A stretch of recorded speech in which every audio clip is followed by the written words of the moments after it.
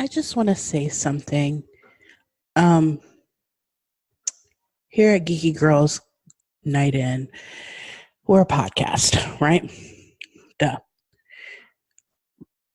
We want to connect with other podcasts, and we want to be helpful to those other podcasts.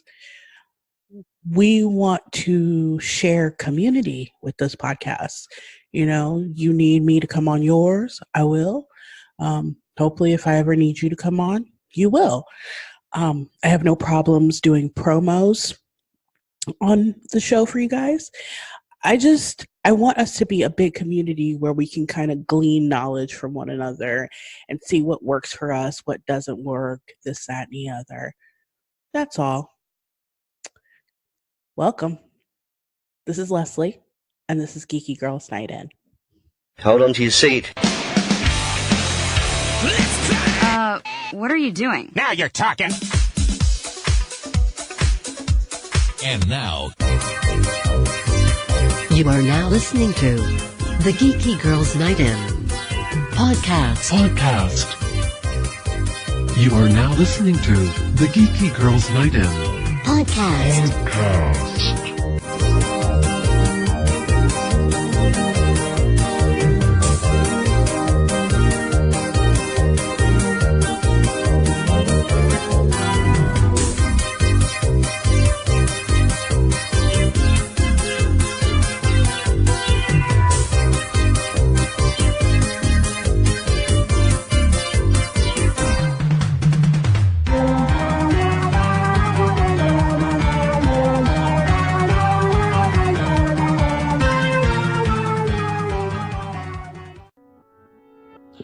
All right, so welcome back to another week of, I guess, geeky nonsense. Today I have Kim with me. Say hello. Hello. She's joining me as she is back and somewhat, I hope, well rested from San Diego Comic-Con. We're getting there. All right. I'm on the mend. It always seems chaotic, and when I started looking at cons to go to, I wanted to go there, but it's so just in your face that I think I kind of need to stick with smaller conventions for now, because that seems like a lot. So let's get started. Were you there for a specific thing, or were you just there to take in as much as possible? We were there just to get in as much as possible because we were blessed by one of Mecca's friends who gave us the opportunity to get tickets, which I have learned now is an act of God in its own right. So, yeah, I know. Or whoever you look up to, it's one of those. It's a miracle. So, an expensive miracle, but it's a miracle. Oh yes. Like, everybody talks about how to get these tickets, and it just seems confusing.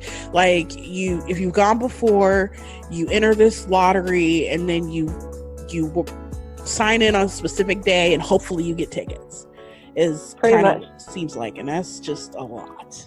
So, and if you purchase, here's where some people luck out, right? So if you get in, and you go back in, and you log in, I guess we might be able to get an opportunity to get into 2 lotteries because of the type of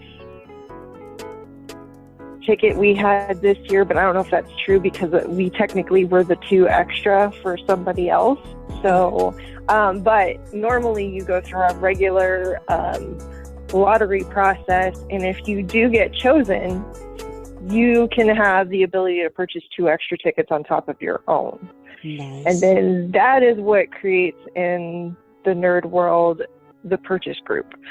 So you have like a good solid chunk of people, a crap ton, that go in, and all money is expected to be paid right then and there. But literally based on your group, whoever gets in, it manages your odds better because you all are going in and fighting for one another, and they just start purchasing on behalf of you based on that group.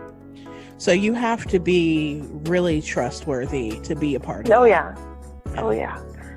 Oh Lord, that's a lot. That's a lot. Yeah, I agree. Oh my God. So, how many days did you guys spend there? We actually did all 4 days. So I guess technically Wednesday is a preview day, but it's really, I don't know. I think maybe you can go into the vendor room and there's some stuff that's being sold, but I think it's only there for what they call preview. Uh-huh. So you only get to preview like the exclusives that they're about ready to drop. But that's it. So it wasn't, I mean, they have a couple of like outside events too, you know, like they may have a movie night or something like that. I guess that night we got out there, they were going to do, one of the hotels was going to do Labyrinth on the rooftop with popcorn and stuff like that. So it's kind of crazy. I don't know if that's actually a sanctioned San Diego Comic-Con event or if that's because there's a whole bunch of events that kind of coincide with San Diego Comic-Con on top of that. So the whole place is hopping like nobody's business. And San Diego does show up. Like their trains are all advertised. Like it's everything. Every show you can imagine is on the trains. Even their stops. They had one stop that was all dressed up like Stranger Things. So that was kind of so cute. cool. But, like, all the buildings have advertisements and stuff everywhere. Like it is its own world that they get shifted into during that 4-day period. And there's a mess of people there. There's a lot of people. Yeah. A lot of people. That's the thing that makes me nervous. Like I'm going to Gen Con this upcoming week, and this will be my second year doing that. And I just remember opening the doors to where they sell stuff in the vendor area and just being like, I don't know if I can do this, y'all. This is a lot. Like everybody's crushed in there, and it was interesting because I'm in a couple of the Gen Con fan groups, and somebody tried to pick a fight with me because a lot of people like to wear backpacks in this narrow ass vendor space. And you got on a 20-pound backpack with 50 board games in it. And I made the comment that, you know, I'm 5'1", and if you hit me with your backpack, your huge ass backpack, I'm a roundhouse kick you. I'm just gonna fight. That's just how it's gonna be. I mean, just side joke, I'm like, I would be very impressed if you could manage a roundhouse kick. Right. Right. And like everybody else knew not to take me seriously except for one guy. He's like, I'll literally pay you to roundhouse kick somebody. And I might take him up on that because I'm kind of broke right now. But one guy was like, well, you do that and you'll get kicked out. And I'm like, so you're the one carrying the 50-pound backpack, huh? I'm gonna find you. I'm gonna fight you. He's like, good luck getting kicked out. I'm like, sir, you need to calm down. He was very upset. So so let's talk about day one. So you got in there. I know you guys went to go see everything. Did you have a plan in place? No. And we'll talk about lessons learned after we talk about what we did, because there was a lot of lessons learned. This was your guys' first time, yeah? Oh, yes. Okay. Yes. This was very much the first time. But yeah, we'll talk about that in a second. Okay. So the first day we went in there, you know, bright-eyed and precious. Oh, no. That's important. So we roll in there and we go in and we get our badges and we just hit the floor. Okay. And it's massive. So I don't know I don't know what the size that Gen Con is. I've been to other smaller local cons, which are still big, but this is like at least a few. It's massive. It's like its own damn city block. It's huge. And we only got through maybe half of it the first day. And we started looking at stuff, buying stuff, which is huge. Again, kind of what you're talking about. We were kind of running into a lot of people because they don't really, and I can't really blame them for that because the space, there's no way to expand the space further. Right. So they just jam pack a whole bunch of people in there, and it really it's a lot for confinement. So one of the exhibits that we went to first was Sideshow. So I don't know if you're familiar with their statues. Very expensive, but some just phenomenal art pieces, like down to the detail. They had a massive exhibit of all their stuff, and so we kind of went through that and looked around. Mecca was, because Mecca's handicapped, Mecca was on her scooter, so she decided, because I'll tell you one of the little not so fun parts, which I guess she really didn't realize about me, but she said, I'm going to stay right here, because she realized it was going to be really a pain in the ass for her to maneuver her scooter through. And I said, okay, let me go grab a picture, because I was really looking for something specific, not realizing I was at the wrong toy vendor, which is why I couldn't find it. But I went in, I came back, and there was no Mecca. There was a shit ton of people, no Mecca. No! Oh no! And I already have what I affectionately call social claustrophobia. Like, I already have that. Don't we being all? in a massive group isn't great, but you know, I already have that. So my alertness was already on a little higher than normal, because there's a crap ton of people running around you. And you are getting bumped and bounced and everything in every which way. But now I lost my friend. Oh no. So all these people, I had a mild panic attack. Tried calling her, she picks up, she's like, oh, I'm over here by the Marvel sign. There's like 78 Marvel signs. Oh no! Oh my god. That didn't help. No. She actually managed to get into the exhibit for Sideshow, so that's where she was. I was like, okay, so like we can't split up again. Like, I can't handle that. Oh Can't do it. So we got together. But yeah, we really went through a lot of the shops. We went to get some food. And one of the big things that we were trying to figure out was, how do the lines work for ADA? Okay. Because they're a little different than what the normal lines were. And that was just interesting. We found out who to talk to and who not to talk to at cons when it comes to certain services that you require, very quickly, because we got sent in a lot of different directions. But we'll get to the line piece too when we get to Friday. Oh no. But so we basically shopped. We got a couple of exclusives that we were looking for. One of the things we didn't realize, that once we got our tickets, we didn't realize that we were supposed to get into further lotteries if we wanted like autographs, or if we wanted certain exclusives for toys like Funko and things like that. Oh no. I had no idea about that, which it was okay. But we totally lost out on those opportunities, because that's not explained to you. I wish they had like a manual. They probably do online, and I just chose not to read it. But yeah, we missed out on that stuff. But the stuff that I knew that I wanted, didn't need a ticket for. That's good, at least. We got some stuff. You know, I got a special edition. I did find the toy company that I was looking for of Captain Marvel, which is like the poor man statue, because it's Diamond Select, and they make a lot of PVC toys statues. Gotcha, yeah. So I already have one version of her, the original, like in her red and blue suit. And they were doing a Shield version, which is black and gray, which is pretty cool. It's one of her comic book suits. Oh, that's so cool. It's just repayment. That's all it is. But I got a hold of that. While I was in line for that, ran into, because I was ear hustling, so let's not say that I had a conversation with this man, because I didn't totally ear hustled on this one. So I ran into, I guess, the new creator of the new X-Men animated series. He was trying to make a deal with them. And it was hilarious, because the girl was just treating him like a normal customer at first. Oh no. But because he kept saying, he's like, I work for the animated series, and I'm a nerd enough, and I love X-Men. I'm like, there is no animated series right now. Is he talking about the new one coming up? Oh no. So ear hustle. But yeah, and then we went to, we just got a lot of stuff. So we went to the Mattel booth, because I wanted to see the She-Ra stuff.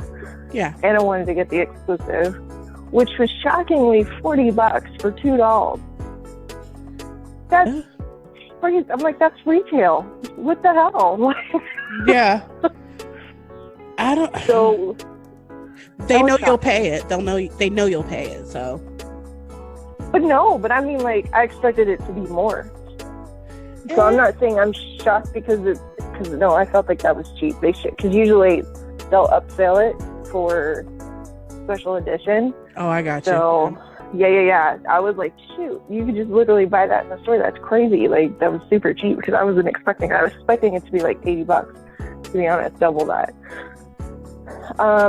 So we got exclusive there. We went to the Lego area, and we both got Stranger Things Lego set, which was hella cheaper than what it was online, because I've been seeing it online selling for like $300, and it was $199, and wow. signed by the creator. So I was like, that's a hella discount. Like, So are you going to leave it in its box, or are you going to put it together?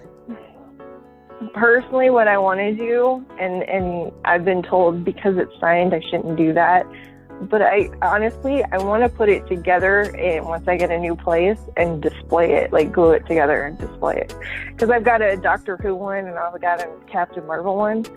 I just want to put them together for display. That's the plan. That sounds Whether cute. I get another one entirely or just do that one doesn't matter. Like, I'm obsessed with Stranger Things, so it's a sweet Lego set too, because it does the upside down and the regular world just literally it flips either way. I mean, so it's cool. And Stranger Things is like 100% your aesthetic, so Yes, I would expect you to love it. So like Duffer Brothers, you need to call me. Like, and I mean that, like, totally would have a date with you. Like, oh my god, I was sold with that stuff. So yeah, we did a lot of shopping, and the Mecca got like about 3 what we call blind boxes. Oh yeah. Which they're huge. They're mystery boxes. You get a lot of stuff. I have had a bad experience with an overpriced mystery box. She did well. She actually did pretty well. But at that point, so we had these, which they did amazingly have a bag for the Lego sets because they're massive. And we had a bag for the we just had a lot of bags. But I was like, the one thing we wanted to do was go to the fashion show for her universe, which was that night. And I was like, we can't haul this shit in there. We gotta do something. We gotta do something with this stupid shit. So we decided to go back to the hotel to drop off our stuff, and try to get something to eat really quick. Which I think we ended up still just jumping back on the train because we got back a little later than we planned on when we first thought of the idea of going back to our hotel. Mm-hmm. So we eventually get to our place. We get a couple of snacks, because a part of this, a lot of the hotels have a lot of these events that are actually sponsored by San Diego Comic-Con, and one of them is the Hyatt. The Hyatt has a lot right there. So we got off, we went to the Hyatt because that's where the fashion show was. Again, this was another one of those lottery ticketed things. We did not know that when we got there. However, I'm going to say Mecca's luck was on her side because this ain't my life. They were like, well, if you just want to chill out and hang out here, we'll televise it and you can watch it out here. And we're like, well, screw it. We've been walking all day. Let's take a relax. Let's just do it and watch it. Because I don't know if you're familiar with her universe at all. Not a whole lot. I know a little bit from Emily, who, like, her and her child watch it like hardcore. So yeah, I think you're mixing it up. So her universe isn't it's a clothing line. No, I'm so mixed up then. My bad. I thought you meant like stuff. So her universe is it's a clothing line that was created by, her name's Ashley something, and I know it's terrible, but look it up. You have the internet. It's cool. Her name is Ashley, and I know she's kind of a minor actress, but I think she also used to cosplay, and I could be totally just shredding her backstory, whatever. But at some point in her life, she became very frustrated with the fact that there was not a lot of nerd-influenced clothing for women. and she created her universe, and they have a lot of licensing, like from Disney, Star Wars, Marvel, even Nickelodeon stuff, like everything you could possibly imagine they do. Oh, that's cool. Pretty much the majority of the nerd items you see coming through Torrid for women and Hot Topic, and I don't know if you're familiar with Box Lunch. Yeah. They're her universe. Okay. They had some Captain Marvel booty shorts I wanted so bad. Yeah. So she's supplied a lot in my closet. Like, I've given money to that team for quite a few years now. And they also sell online on their own website, but they do stuff for the stores as well. Okay. So we were chilling there, and then they came out and they were like, well, we've let everybody in. We still got a couple of seats. You guys want to come in? Sure.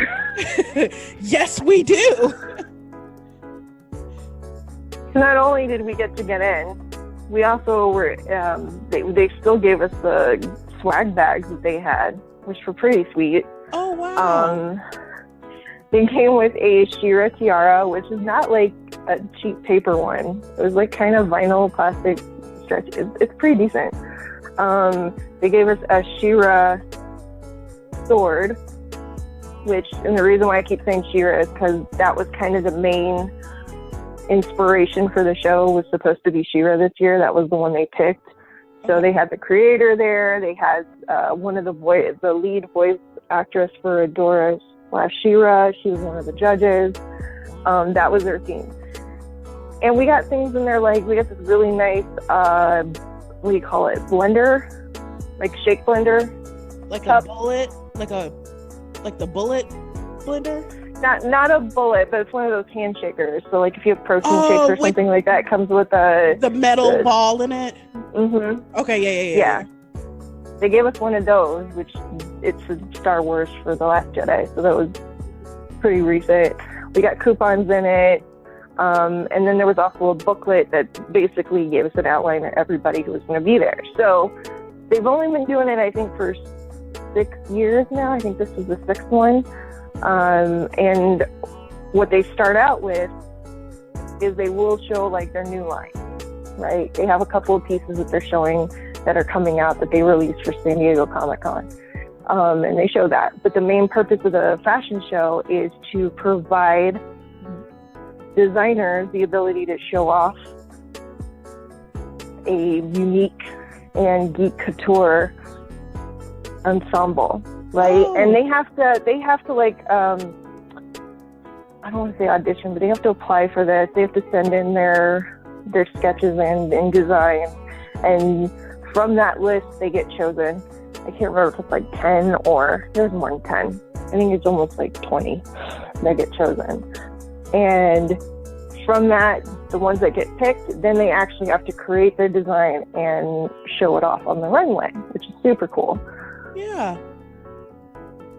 And they have no limit as far as what they can choose. It's literally what they want to do. So it's not like I said, She-Ra was the theme. They don't have to go with that. They can do whatever they want. Okay. We had a couple She-Ras in there, so that was fun. But yeah, and then on top of that too, they started doing this, which I don't think they did this the first year. I think this is more of a recent thing. They started doing it with a younger group of kids too. So like from 17 to, I think, 6, maybe 3, they could submit and send in designs. So with the adult crowd, if you win, because there's 2 winners, there's the judges winner and there's the audience winner. Sure. If you win, you get to collaborate with her universe to design a few pieces that will be released in like Hot Topic, usually is the exclusive one that they'll do for that one. So you can design a few pieces that'll be on the floor, and it'll help jumpstart your career, potentially, depending on how you use it. Yeah. The little kids trying to get the same thing, except they choose a bigger group of winners, and they bring the winners there to the show. They get to go in and collaborate on helping a line that's going to be released out. So that is so fun. Mm-hmm. And girl, they love to transform their dresses, everything. So, I mean, we got to see everything. Like I said, Ashley, she's usually the host. And she came out in this gown that looked very much like Adora from She-Ra and the Princesses of Power. Mm-hmm. And then she transformed into She-Ra. So I think I saw badass of that. Yeah, it was pretty badass. But yeah, the talent on all these ladies is pretty magnificent, and because you can see the embroidery and the beading. Like the one who won judges, her dress was, I don't want to say as crazy and big as some of the other dresses, but I think why she won is because her embroidery was on point. Like it was insane on her dress. Like it was almost a little sheath dress, but the embroidery all over it was insanity. So I think that's kind of why, because her talent was very obvious there. And it was a Jurassic Park dress. And also she came out like the meme. So she came out with 2 margaritas in hand like she was running, and I respect that. So fell out. Oh my God. She needed it after all that embroidery, it sounds like. Yes, but it's because the meme, I fell out. But yeah, like they had a couple of the She-Ra ones. They had, the first one was Princesses of Power suit, so it was a power suit, which is pretty badass. Mecca and I were like, we can totally wear that at work. Yeah, why not? But the one that was the audience favorite was because she came out with swag, and I can't even, like, we were like, oh, she didn't come here to play around. So the woman who designed it loves Loki, but she also loves Cardi B, and she felt like Loki and Cardi B, or Loki at least would love Cardi B, and I can't say no to that. So she came out with an ensemble that was called Bodak Green, and it was fabulous. Oh my God! The hat alone was amazing. Like, the crystals, it was fabulous. But yeah, so we were pretty excited that she won, because that was our fan favorite that we picked. Because it was hard. It was really hard. There was an it dress, which I know that sounds like what, but it was fantastically put together. It was phenomenal. Awesome. So that was Thursday. That was our first night. Pretty much after that, we went home and we were like, we're tired. How in the world did you guys keep going? Well, you know, I'm exhausted already. That was the first night. That was the first night. Friday hit. So one thing we hadn't done is we really haven't gone past a certain part of the exhibit hall, and we hadn't even seen Artist Alley yet. So we were like, we should hit up Artist Alley. That would be fun. And I think we were trying to get to a panel on Friday morning. Yes, we were. And I can't even remember. Oh my God, she'll kill me. I can't even remember it right now. What we thought it was about African Americans in comics and like some of the trials and things throughout publishing history that some of them had experienced. And on this panel, it was supposed to include Wayne Brady, so I guess couldn't make it. But also DMC from Run DMC, who was there, which was epic. And girl, they had him in a, like, they had them in a little tiny room. So, like, we were like 10, 15 feet away from this man. That is cool. He did run some lines for us, so we were super excited about that. But it wasn't interesting because it wasn't quite what we thought. So we were actually in the presence of the guy who created Static Shock. Do you remember that cartoon? I do. Holy cow. Which I used to watch that. I did. I would watch it. It was fun. Right. I think that was during my transitioning out of cartoons, but I still would catch that if it was early Saturday morning and I didn't want to watch Matlock, I'd watch that. Oh, Indiana. But apparently the creator had gone through some things with DC that were not great, and it turned into a massive rant, which was a little unexpected and a little off. Was everybody just sitting there like, I just came to listen, but this is a lot. Yeah. Oh, and they also had the creator of Black Panther there, who was actually white, and he really talked about some interesting things, even with acknowledging, you know, all the current social issues that were there. But now hearing him talk and hearing all the stuff that he tried to do to fix some of that stuff, yeah, he actually got pulled off the book because he himself was fighting it. So, but yeah, and then that was literally the first panel we went to, and we were trying to see how the question things work, and a woman came up with a question and it turned into a Trump rant, which is not necessarily bad, but it was not the forum. Oh, we were to talk about comic books. Oh no, and not that. This is so just I'm not judging her. I'm not judging her, but it was more like she just wanted to say her piece versus ask a question. It's kind of like, okay, thank you. Oh my so we got out of that. We met up with Mecca's friends who helped us get tickets, and because we thought she was doing panels that day, but she's actually worked for the Marvel animated shows. Oh, cool. Yeah. So we were like, oh, we should totally go to her panel and support her. And she's like, no, I'm just here to support them and to take a picture. And we're like, oh, okay. But we had lunch with her. We hung out. And then we ended up going to Artist Alley to kind of check it out. And it was very packed. Like, it was insanely packed. Even for that place, I'm like, this is nuts the way they have them just crammed in here. I almost feel like, no personal comment, I almost feel like they shouldn't have as many. Yeah. Which I want the artists there, but they need to figure that out. Either put them in like a hotel, like they kind of did with because they had another artist thing in a hotel, something separate so they could spread out a little more so people could see some stuff. But it depends. We got to see one lady who I have not yet bought art for myself because I'm waiting, because really I can buy all her art, but I'm waiting right now because I'm not rich. I'm waiting for the perfect one, but I have gotten her stuff as gifts for people. So she is known for her Disney art that looks like oil paintings, and they look like they have like a Renaissance feel to them. They're gorgeous.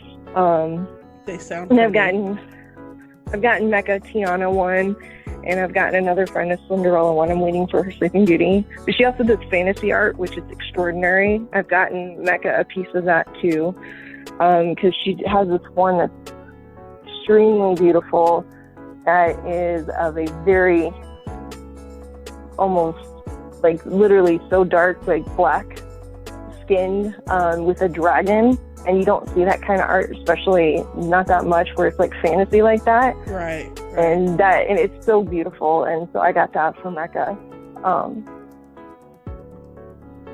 We spent like a good 30 to 40 minutes talking to this woman. She's super nice.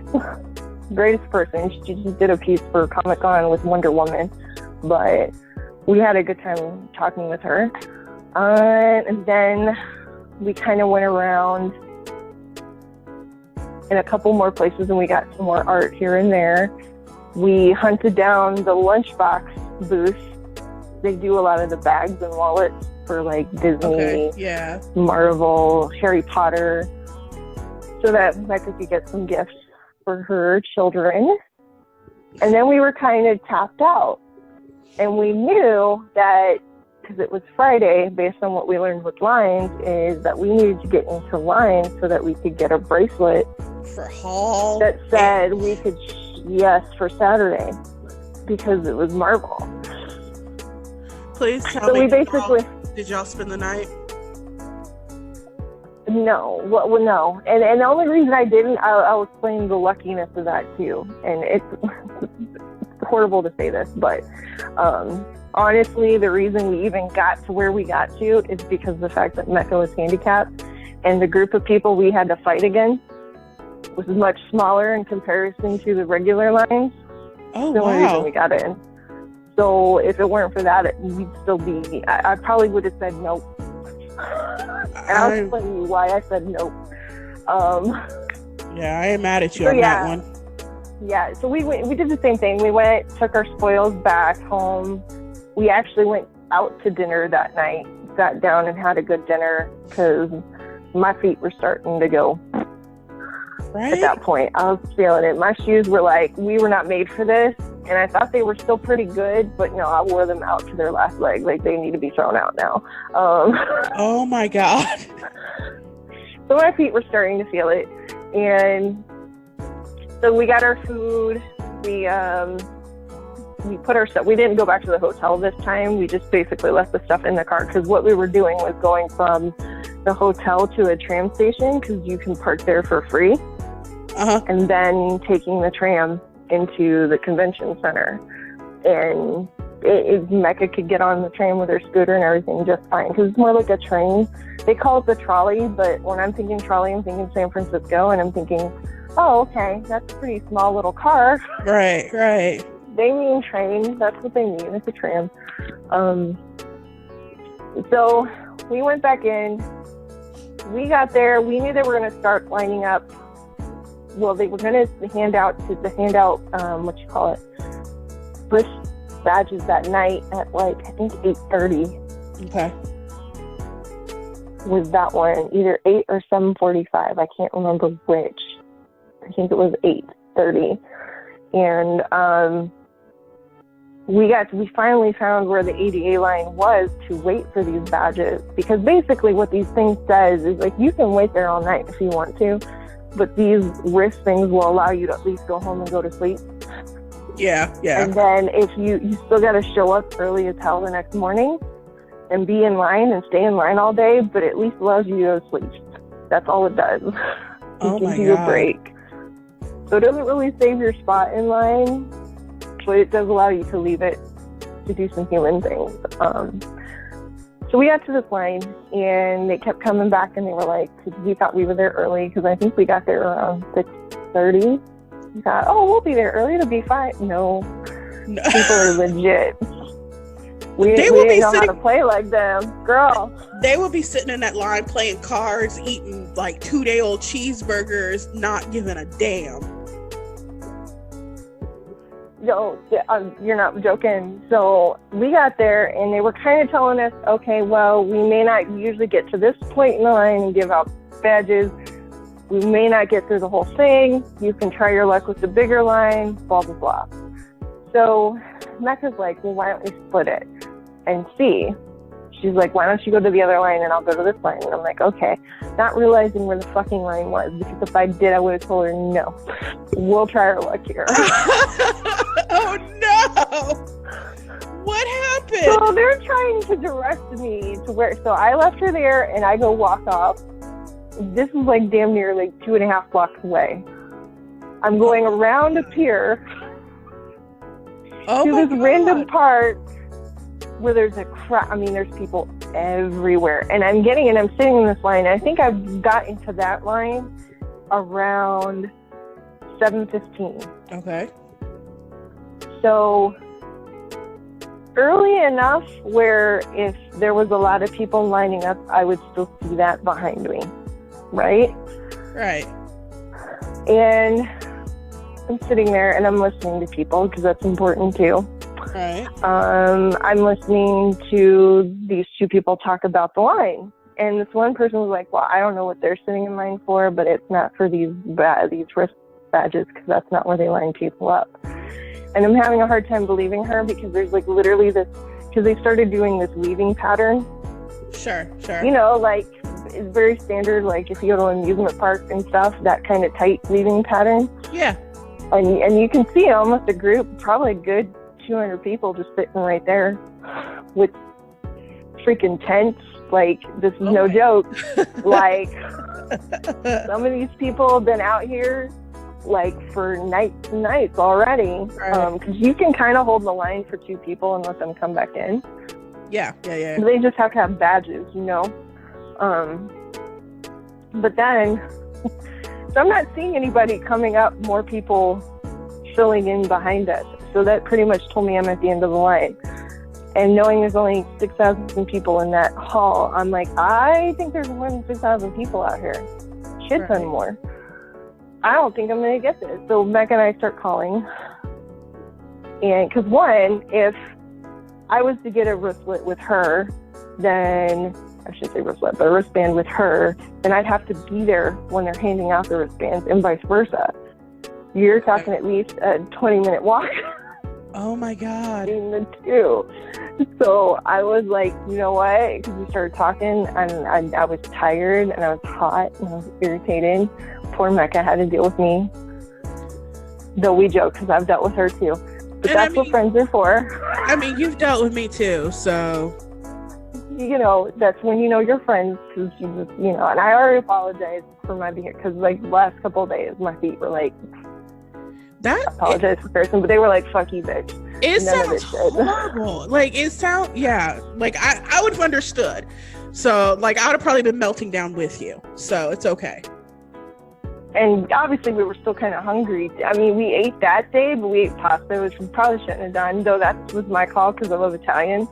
Shouldn't have done that. And so I finally decided, because I had already been texting her, we've been calling, and I told her a couple of things. I'm like, yeah, I don't think this line is going to work out. So I think I'm going to take my chances with your line. And I said, and also, side note, I can't find my keys, but I'm not panicking yet. Oh no! What? Because I was putting my hope in the fact that, because we had to pull her scooter in and out of the car, Right. usually dropped everything.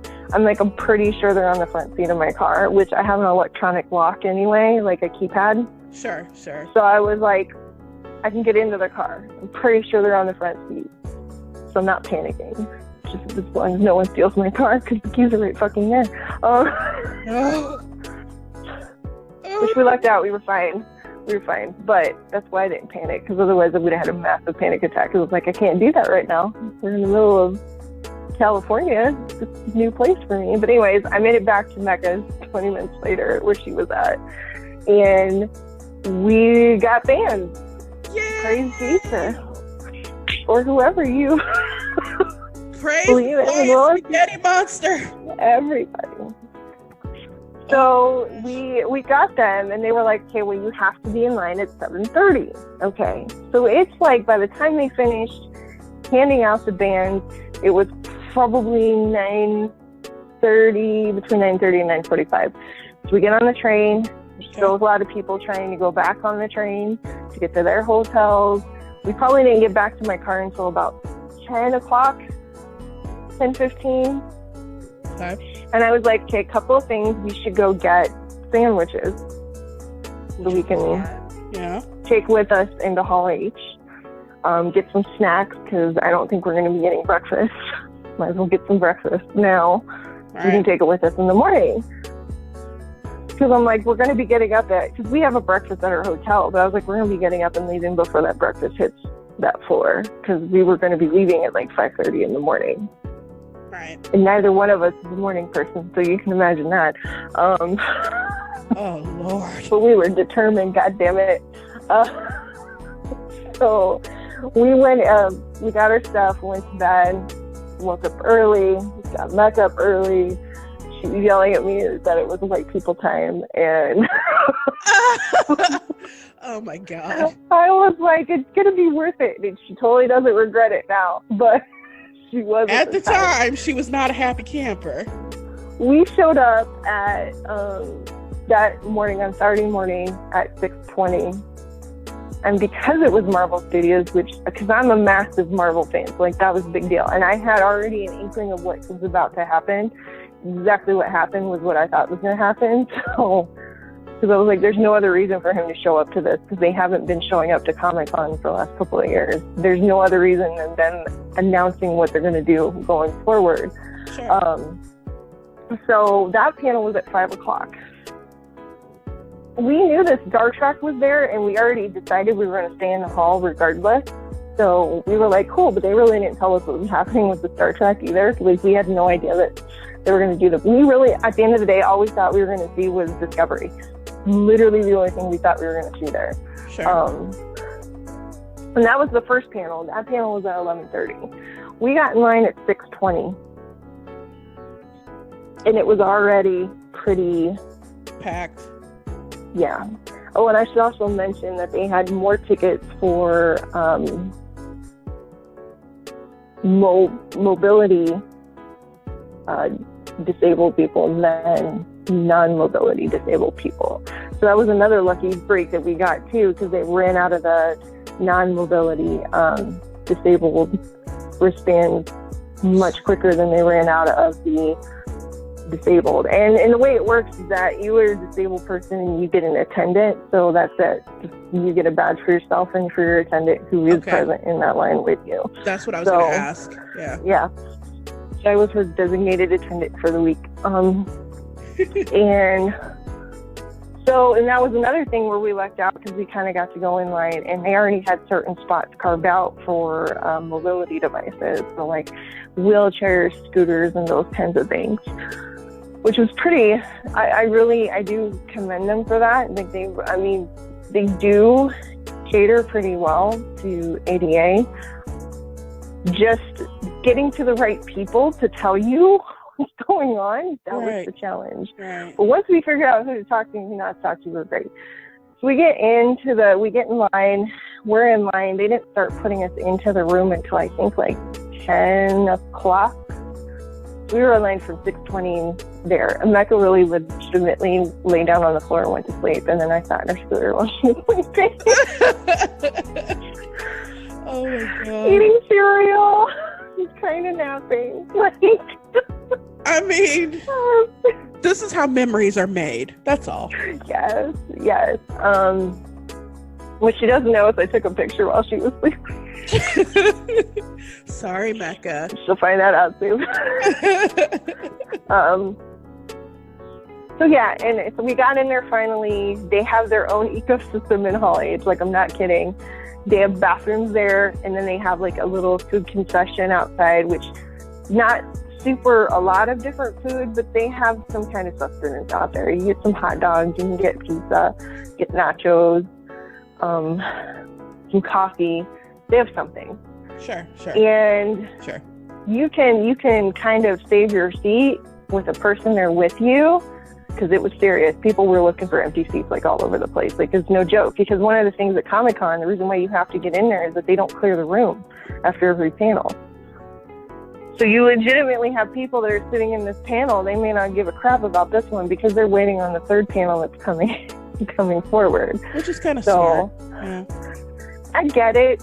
And I mean, if you're that committed, you're not committed. You should get, ahead of the game. That's how I feel about that. You sat through something boring just to get to this, yeah. They'll give you like what they call like a hall pass in a sense to go outside of Hall H, but you get like an allotted time of like 15 to 20 minutes. If you're not back by that time, you don't get back in the hall. Yeah. You go right back to the end of the line where everybody was. And that was the thing too. If you weren't there by the cutoff morning of 7:30 a.m., you weren't getting in. You had to go to the end of the overflow line and try your luck. That was it. Oh no. So we sat through panels all day on Saturday. We saw Star Trek, which was amazing. I cried. And I say that, and see, I'm not like the hugest Star Trek fan. I know that's blasphemy, but I enjoyed Star Trek, and I enjoyed like the last couple of movies, and I'm probably more familiar with TNG just because that's when I grew up. Right. But I'll tell you what, the Picard show looks great. It's very cinematic. Like, I started watching, like, I saw all the previews for it, and unfortunately I saw them while I was at work and started crying, and my boss was like, "What's wrong? Who died? What's going on?" And I was like, there's a lot of surprises in there, Leslie. I can't even imagine. I know. And like, I told him and started screaming at him, and he's like, "You did this when you found out you got tickets to Lance Pass. I'm leaving." Like, I'm sorry. And he went in his office and shut the door. I just want to say that Sir Patrick Stewart is literally the most precious human on the face of the planet. Protect him. Like, I know, right? We got like slightly scolded in the most precious way ever. Because he was like, "You're going to miss things." So the first time they released, they didn't even let him do a speech, like, kind of messed up. They're supposed to let him do a speech and then run the trailer. Sure. And they ran it too early, and people were losing their shit, obviously, because especially with the surprises towards the end. And he was like, okay, I need you to watch this one more time. He's like, but you must be quiet, because with your rowdiness, you're going to miss out. You got to listen very carefully. He goes, and when it's over, then you can lose your mind. Like, it was so precious. And then he was upset because they couldn't bring the dog with him. He had to tell us. He was like, the most important character is not here. And I'm like, I just, Why the gem of a human? Puppy. Do you feel bad? It's so awesome. It's so great. And then we had that one. And then I believe it was Westworld next, which I actually just started watching. Because after I watched it, I'm like, why haven't I been watching this? Oh, it's like because of my weird relationship with HBO. But that's why. I understand. But that panel was really good. Because I love Tandy Newton. And she's badass. Now that I've been watching, she's badass as hell in the show. And I know Tessa Thompson was in it. And also Evan Rachel Wood. Like, there's a lot of things in there that were very interesting. But Evan Rachel Wood was there. Let's see. So was Tessa Thompson, and oddly enough, the older Hemsworth brother, which I really didn't know he was in that show, but he is, like, since the first episode. Is it Liam? No, Luke. There's a Luke? Yeah, he's older. So did you happen to watch Thor Ragnarok? Yes. So he, as a joke, he played the actor Thor in the reenactment for Loki. Oh, remember my that God. when he came back? That was his brother, his older brother. I have to watch it again now. Oh my God. So we watched that panel. That was great. And then the next panel was this Women Who Kick Ass panel that was hosted by Entertainment Weekly. And it had, I'm going to say her name horribly wrong, but I love her. Let me go find her name. Let me Google. She's an Iranian actress, and she's probably in her 60s, but she's been in so many things, and she's got that smoker's voice that she I love that. She could do TED Talk, or she could read audiobooks all day, and I'd listen to it with just rapt attention. Let's see, because she's in The Expanse currently, but like if you looked at her entire catalog, she's been in so many things, especially with how she told us like how she got into acting, and you know, some of the struggles that she knows that isn't happening, that she has some privileges that the other women in her country they don't have. So it's very, her name is Shora. Good luck with that last name. I don't want to like butcher her name, because she should not be butchered. I'm not worthy to say her name. That's what we're gonna say. She's gorgeous. She's so pretty. She's been in a ton of shit, and just love her. And I heard her character's pretty strong in that show, because we ran into one of our other friends from our group, Rebecca Lynn. We went to dinner with her on Wednesday, but she was telling us about Expanse. But I didn't know that she was in it at the time, because I was like, I better watch it because of her. I love her. They had Freema, Martha Jones from Doctor Who. Yeah. Why can't I not think of her last name? It's like a Jamin or something. She was on the panel. Kobe Smulders was on the panel. And a chick from Glow, which I know she's been in other things, but I don't really watch Glow either. And then obviously Jerry O'Ryan. 7 of 9. Yes. Yeah. Which she was a last minute addition to the panel, because obviously I get why, because they really couldn't announce. She was a surprise to the Star Trek panel. So her and your boy were a surprise to that panel. Nobody knew they were coming until they showed up. Which is why I sent you pictures. I was like, I'll send this to Leslie. They may be shitty, but I wanted you to know that I was thinking of you during that panel. So like me at work, this past week, the only thing that got done was on Friday, and the only reason stuff got done on Friday was that I had to be out of the office away from my desk. Like, it's just been meltdown after meltdown all week. I found out I was going to Gen Con, started crying. The Lance Bass situation is coming up in about 2 weeks. Just hysterical, making plans, figuring out what I'm going to wear. Showed my coworker, like, I work with a bunch of men. Like, it's me and the secretary. We're the only women. And they're all middle-aged men with, like, teenage children. And I'm like, what do you think I should wear? Do you think this or this? Do you? And they're just looking at me like, I don't. The yellow one. You look nice in yellow. I thought so too. Yeah. And my boss just like rolls his eyes and leaves. He doesn't know what to do. And there's two other guys, and they're considerably younger than I am. I think they got like 10 years on me, or I got 10 years on them, excuse me.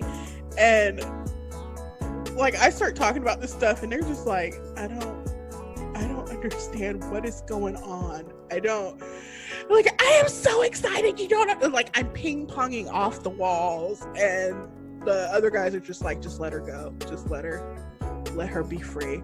She's taking in a lot of news right now. We fully understand. She's still getting her job done, but she's just erratic. So they just let me go.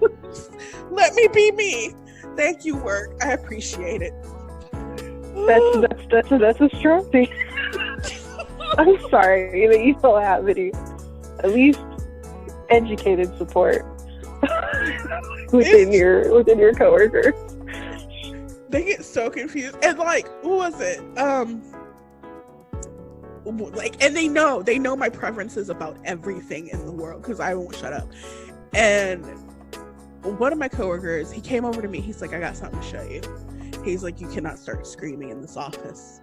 It is way too early. And I'm like, okay, it's fine. I'm good. I haven't had coffee yet. I'm here, surviving. And he opens his phone and he shows me a picture, and it's not his son. It's a guy that I've never seen before. And he's caddying for Justin Timberlake. And I was like, what the hell? Where is this? When is this? He's like, oh, this was a couple months ago. He's like, I just got the picture today. It's my son's friend. And why didn't anybody call me? I will show up on a golf course. Y'all know how I roll. He's like, number one, that's probably why nobody called you. Because the last thing we need is the reports of a brown Toyota Venza doing donuts at a country club. And I'm like, I can't do donuts and topple the car over, and I'm not that great of a driver, but whatever. And he's like, and I didn't know until like later, and I didn't want to tell you anything until I had some evidence to show you. And I'm like, oh, this is so great. So I work with some really supportive people in my insanity. They bring me plants, and they bring me boy band news. Good. It works. That means they've accepted you, so that's good. Exactly. It's been 3 years, I hope so. Or they're making offerings. You got it. Like, that could be it too. Either way, I'm very happy with them. Right? Oh, but yeah, it was amazing, and I was like, I have to start sending, and like my cell phone took worse pictures than my camera did, but like I knew I had to send you some stuff immediately. So I tried to get you a couple of things because I was like, shoot, here she's being a ball on the floor. Like Mecca was crying because Mecca's a Trekkie, like big time, so she didn't even realize all that was going down. We couldn't have imagined. Let me tell you though, CBS AXA, that's one of them where I'm like, it's not enough for me to do that. They're trying really hard with their Star Trek stuff. Yeah, it's big time. It is known. I have to get it now. Like, I've been kind of grumbly about the fact that all these little individual apps keep coming out, and I'm like, we might as well have cable for all this BS. But yeah, well, you're not wrong. It is starting to turn into that. There's still some stuff that I won't get. Like, I don't get the Disney, but it's like I know they're gonna have the full Fox catalog. They're gonna have the full Disney catalog, and it's not just the animated movies, like their Touchstone catalog, Yeah. all their actual film companies. Plus the fact that you get the whole Disney catalog, because they're getting rid of. I've heard that they're getting rid of the vault, so they're gonna release all that stuff on there. I heard that too, and I'm just like, ugh. Like I hurried up. Like I heard they were gonna get rid of the vault, and I immediately ran out and bought Little Mermaid on DVD, Blu-ray, and everything else digital. But that's my point. I'm like, at least with Disney, they got enough to support it and drive it. Right. So I get that. Like, I get them doing it, especially when you add their Marvel and their Star Wars and everything else in there too. Oh yeah. But the fact that they just got this Fox deal, it's massive. Like, that just even exploded their catalog. So yeah. But then my highlight for my little Marvel fandom life, and I didn't even know what to do for at least 20 minutes. I was gonna stay for the panel after, and Mecca was gonna go get into line. Sure. Because it was Kevin Smith, because he's doing a sequel to Jay and Silent Bob, and I've been following him for quite a long time. He's great. That sequel, though, I'm not. Oh, I'm sure it's trash, like the first one was, but like I just love him. Like, I've really enjoyed the podcast, and I don't know if you've ever listened to Jay and Silent Bob Get Old. Like, they talk a lot with Jason Mewes, who was a former drug addict.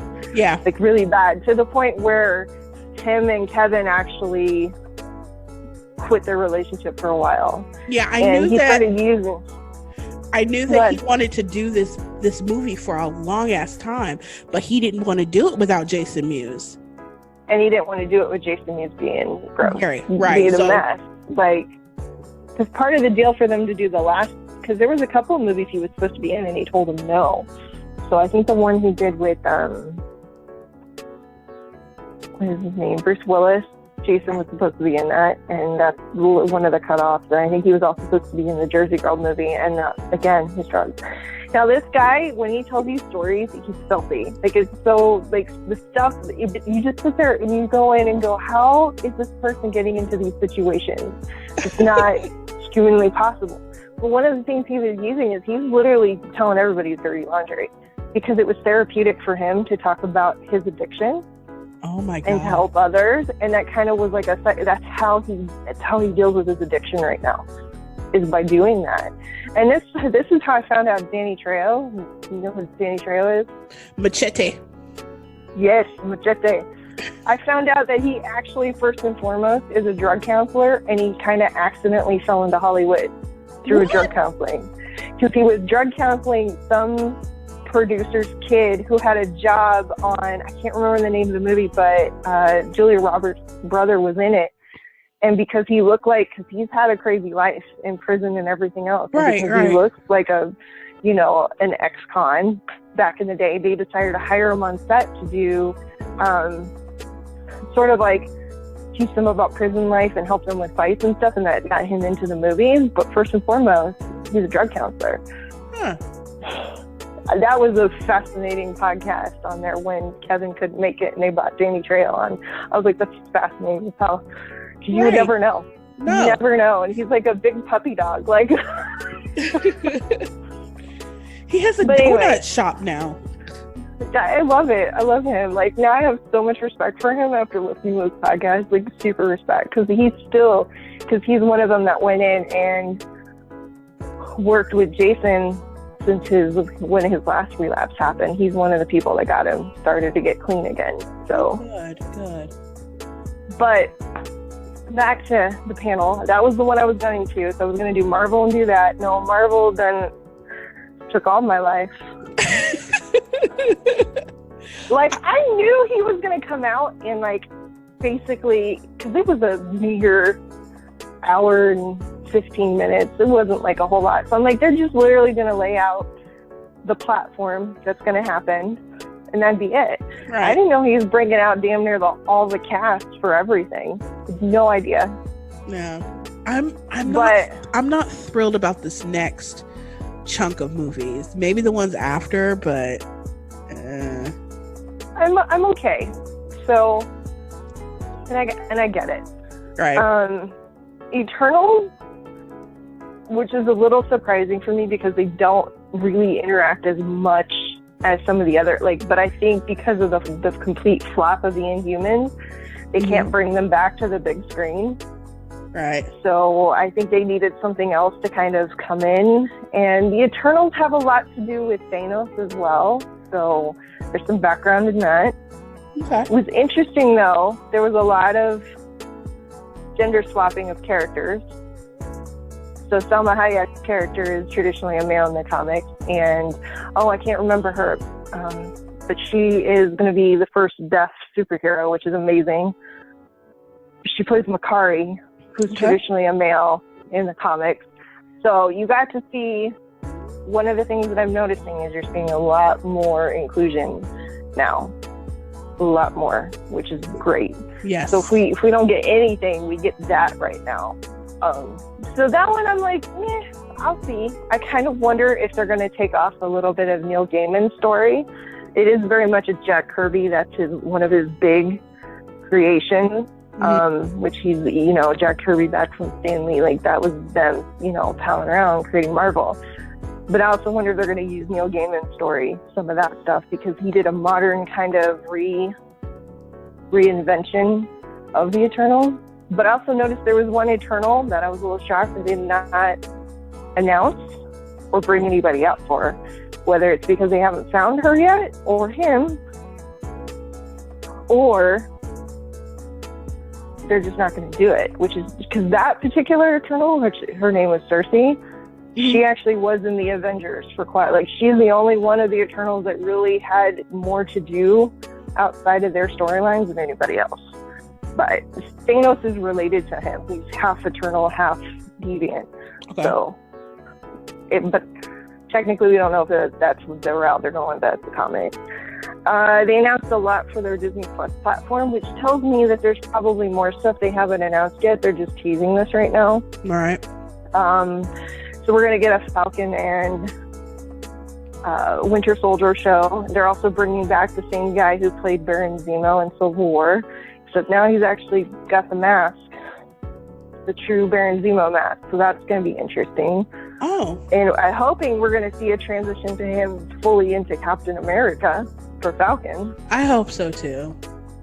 Well, he came out with the shield, so. But honestly, I'd rather see him on the big screen than this. Well, I think, but here's one of the things that I think they're going to use it. I don't think they're going to dismiss the big screen stuff, but it allows them to do little stories that they can put in place, so they can do exactly what they want to do in a big picture one. Okay, so that they can makes cut sense. to the chase. Does that make sense? Yeah.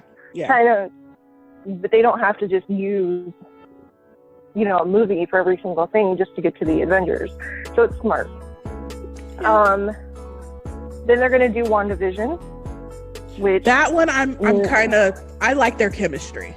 So yeah, but nobody knows how Vision, quote unquote, and I'm doing air quotes, no one can see me, but how Vision's back, because technically he's not. Yeah, he died before Spoiler. the snap. Yeah. Oh, they're fine. If you waited this long, you listening to the wrong podcast. It's been a year. Yeah. He died pre-snap, so that one's going to be interesting. And they're also introducing the adult Monica Rambeau. They didn't say anything about her becoming Spectrum, but I'm like, why wouldn't she? Right. That's how I feel about it.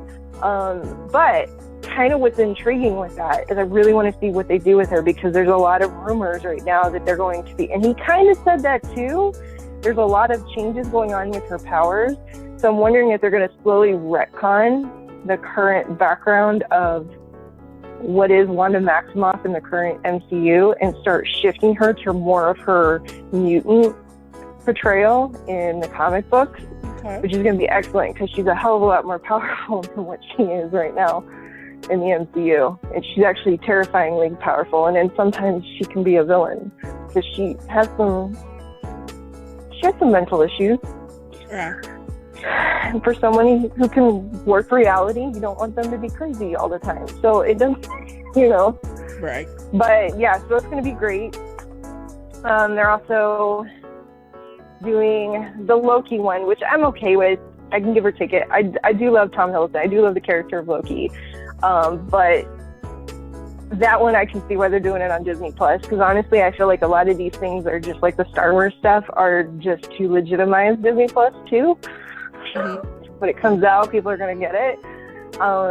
But it's supposed to be based off of what happened in Endgame with one of the again, spoiler, time travel scenes where they go back to retrieve what was it? The Tesseract? The Tesseract, yeah. And there was that scene where he caught the Tesseract and he left. That's where this is supposed to pick up. So we're also going to get an older Loki, one that hasn't gone through all the shit in character arc. Yeah. That we have already seen.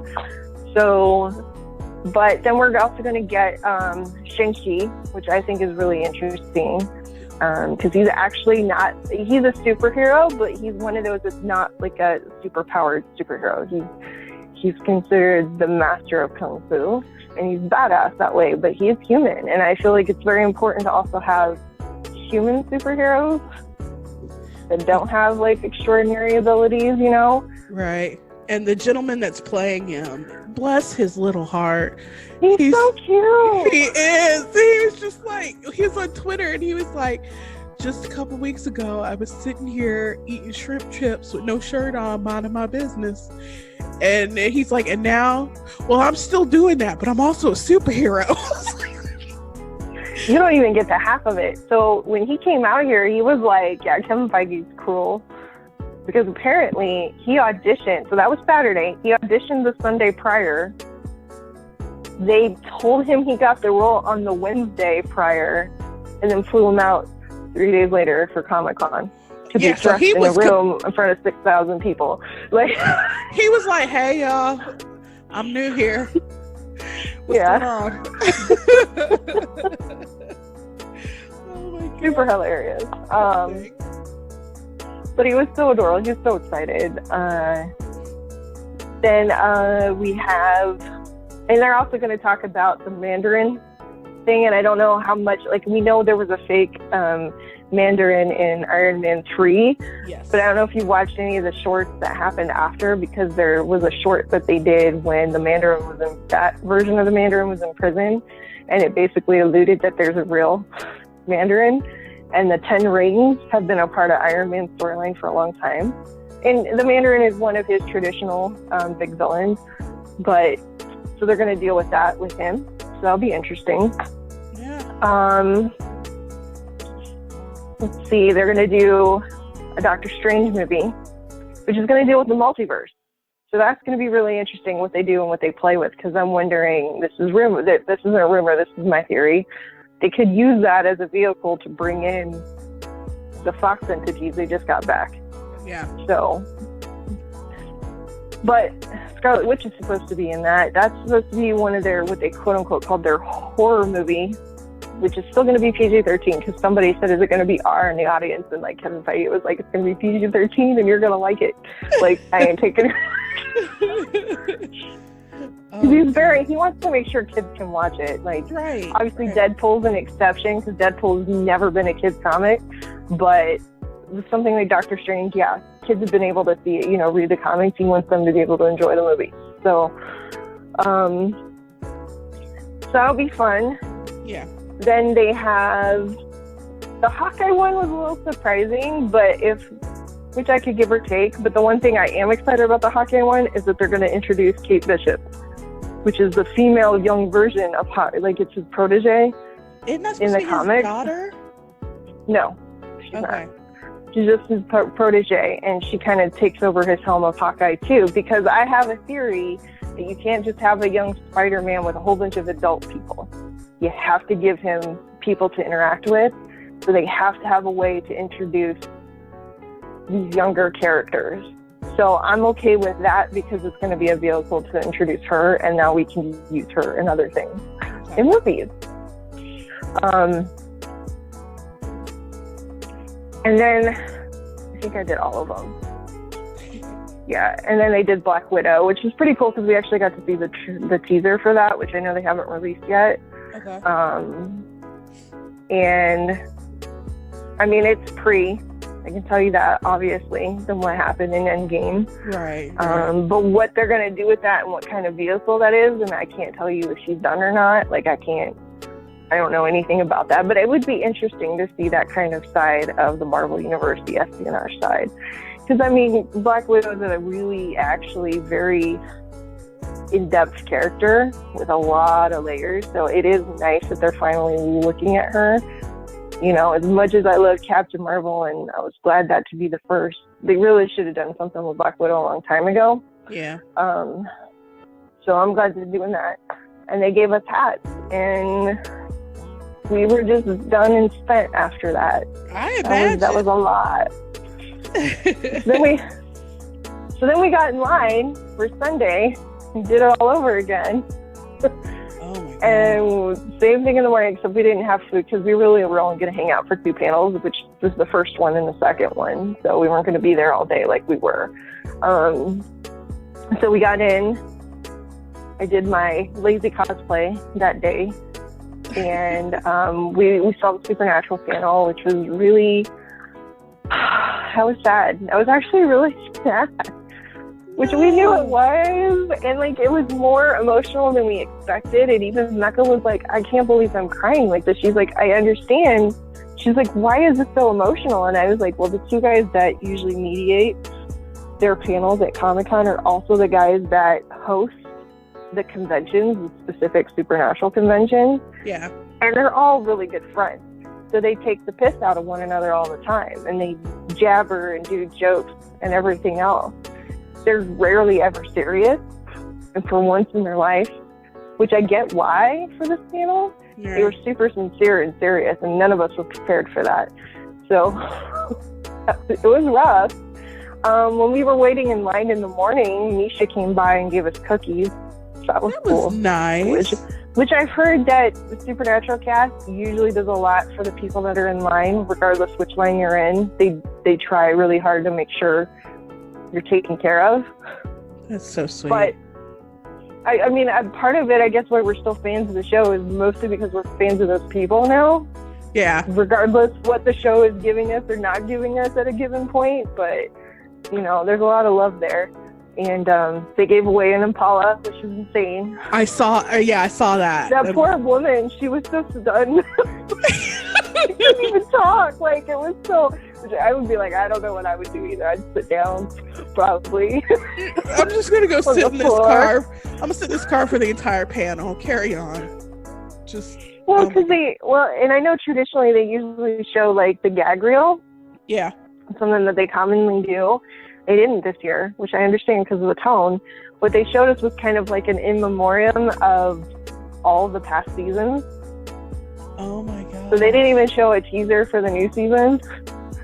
And then they did this really special video for the Impala right before they gave away the Impala. So it was talking about the importance of it in the show. It was showing that this one particular one was getting rebuilt. Then you come to find out that's the car they rebuilt, was the one they were giving away. You know, and Jensen was being cute and jokey, and he was like, I'm already upset they're giving one away, because he's very protective of those cars, which I would hope they give him one, and Jared. I hope they rebuild at least 2 of them and give them the car, because they should. Have they to. They deserve it. Yeah. Oh my gosh. But yeah, so, and then we stayed for the Riverdale, which Mike is a really good fan of that. I've watched it. I'll binge it on Netflix when it's on. I can't do it weekly. Too much drama for me to wait on.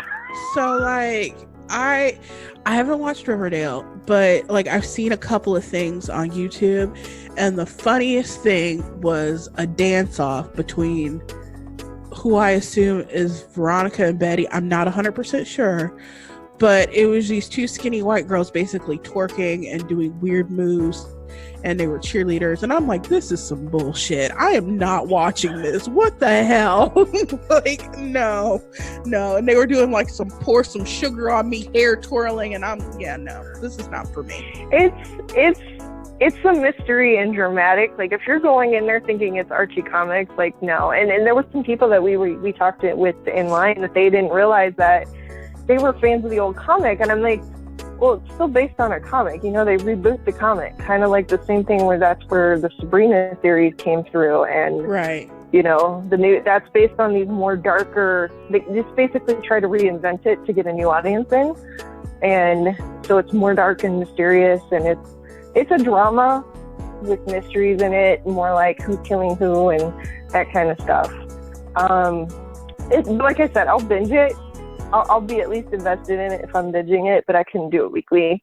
Sorry, get enough things that fill my time where I don't have time enough. So I was like, yeah, we'll just binge that at some point. Right. But I will recommend the Sabrina show. That's way better in my opinion. It's excellent. And surprisingly accurate in some of the stuff they talk about. And that is not your little Melissa Joan Hart. Like, I saw a video where they watched a couple of the first episodes. Yeah, and she was like, dark. She was like, It is. This is not me at all. No.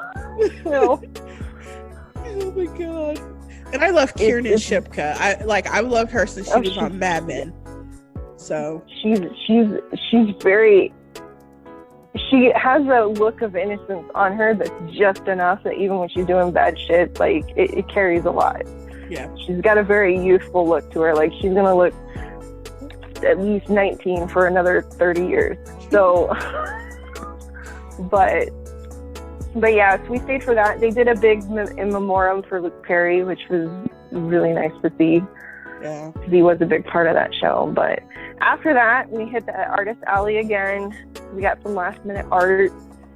And then it was hitting about 4 o'clock, 5 o'clock. And like, I was done. We decided to head home, which was, I thought I could drive, but no, we had to switch driving because I had to take a nap. Like, I was done. And thankfully, Mecca was healed up a little bit more because she had just had surgery prior to us going. Wow. She was healed up a little bit more where she could drive. She was like, you don't realize you use your stomach muscles when you drive. You do. Oh, no. So we were a motley crew towards the end. Lessons learned, though. Let's hear them. First and foremost, you're not going to do everything. You're not. The only way you could, as I feel like you need to have illegal substances in your body in order to do it, and that's just not a recommendation. That's the only way I see it happening. But you're not going to be able to do everything. You're not going to be able to see everything. So the best thing you can do is understand your limitations, understanding some people's commitments are a whole lot more higher than yours. So you got to understand, do you want to play ball with the major leagues or do you want to stick back with the minors? That you got to make a choice. Because unfortunately, if you play ball with the major leagues, you're going to miss out on even more. And what I mean by that is you're waiting in line and sitting in a panel hall all day. So, which means you're not seeing all the other panels and everything else going on for other shows, comics, writers, even how-to instructional panels, like telling you how to write better and those kinds of things. The exhibit hall is huge. So you just need to have a plan, daily plan of what you're going to do. Plan your meals, whether you buy it there or bring it. Plan them accordingly. Plan your water. Highly recommend you bring water bottles. We did that. It was a lifesaver. So we could just fill it up. Bring, which I know you hate it, you bring backpacks because you're going to buy a lot of shit. Now here's the deal. I don't hate backpacks. I don't. Honestly, I'm wearing one to Gen Con. What I hate is big ass backpacks that like the camping, the camping ones, like we're hiking, like you make a sharp move and I'm flying across the room. Like, I'm fat, but I'm short. It don't take much. My momentum is all sorts of crazy. So I will actually raise your concern with, if you do wear those backpacks, you need to be cognizant of your space. Yes. As I jokingly say, because I'm a big girl, I have an inner skinny girl that thinks she can clear some shit. She can't. And we find out the hard way. You need to be aware of your space. Yes. So, like I said, plan your day. Plan what you want to do. If you're going with a group, I honestly don't recommend. I saw a lot of kids there, but I really don't recommend bringing kids. at least until they're like 16 and you're okay with them kind of wandering off in an area for 15 to 20 minutes on their own and meeting you back. Yeah. Because it's chaos. And you got a lot of adults that don't give a shit about your kids. I'm just saying that. Right. Like, I can't even understand how people do strollers in there because Mecca had a hard enough time on her scooter. So I nearly lost a geeky baby in a Menards today, so that ain't happening. Yeah, So. I don't recommend it.